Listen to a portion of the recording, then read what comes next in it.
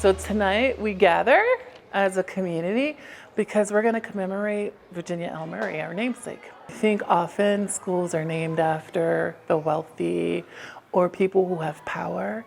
And when we think about an African-American woman educator who had incredibly humble beginnings, it's just such a strong testimony to, again, the values that we hold near and dear. And it really conveys the message of, I can overcome as long as I believe. Through the name review process, we're able to keep our name and came to the strongly held conclusion that if the name was worth keeping, then the history behind the name and the history of the school were also worth preserving. And so we set out to determine how to preserve those, how to pass those forth, and decided that an installation was the way to go. And then the namesake wall design slowly evolved through work with students on our student volunteers on our legacy committees thereafter. And then in August, just before school opened this year, we were able to install the namesake wall in the lobby. It's a wall that tells you about our school and who our school was named after. One group of legacy committee students did a lot of the research for the content of the wall, of what were these schools and where were these schools and when did each of these schools open and close, and the history of who Ms. Murray was. This fall's chapter of the legacy committee has spent the last 6 weeks planning this event tonight, planning what would the activities be, what would the events be that would truly engage guests of all ages and bring together our elders in the Murray community who were original Murray students here in the 1960s and our current Murray students and their families, and then all our alumni in between. I wanted to be part of the Legacy Club because I wanted to learn more about V.L. Murray.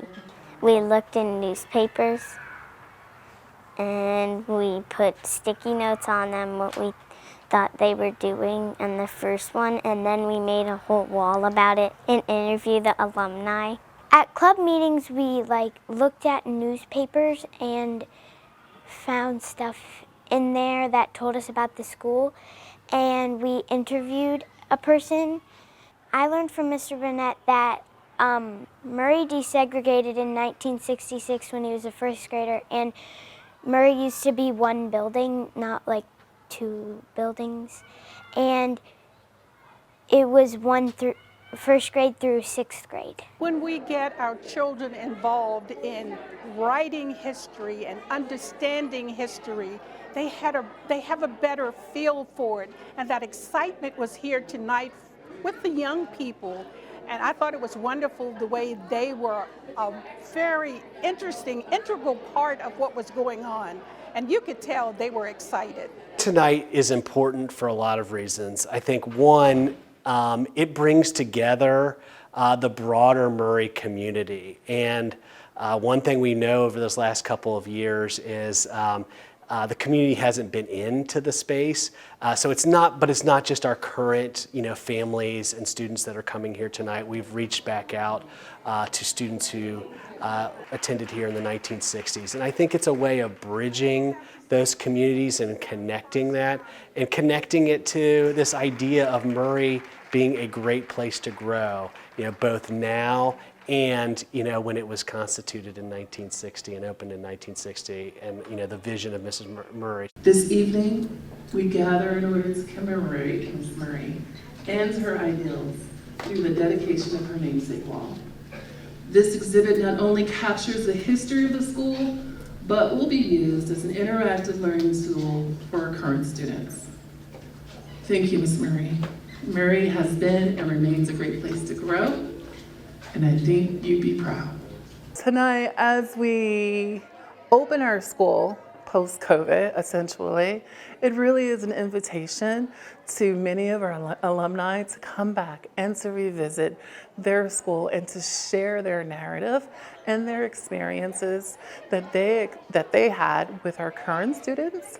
One of the ways that they'll do that is either we'll have Lucille Smith speak, and we'll also have the stories of alumni captured orally so that we can then overlay the namesake wall with those stories so it becomes an interactive exhibit. We'll also have an artifact showing of a guest book of the original 1960s opening of Virginia L. Murray.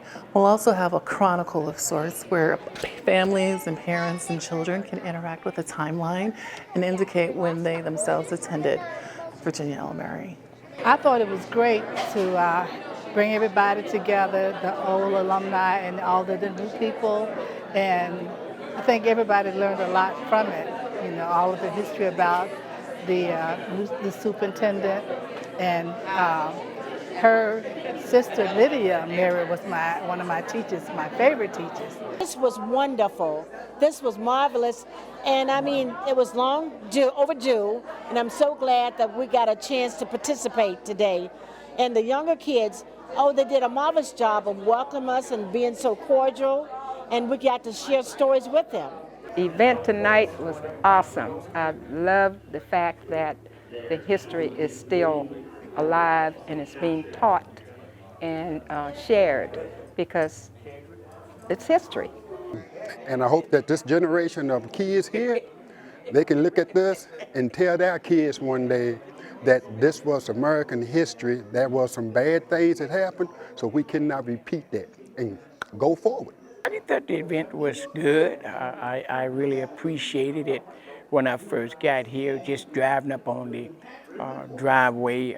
It brought back some memories as if we were still on the school bus, and how we used to come in the circle and get off right at the front. And the principal used to be standing up there and call every one of us by name getting off the bus. And tonight it was a reflection back from the years that when we went here. It was really good. I think it's very important. Yesterday is just as important for the young people to know, and I think it's a good idea tonight. I think it's great. The kids really did a good, wonderful job. I will always remember the good days here at Murray. This event tonight celebrates that installation and that milestone in passing forward the history of our school toward the next step of preserving and sharing that with everyone in our school community.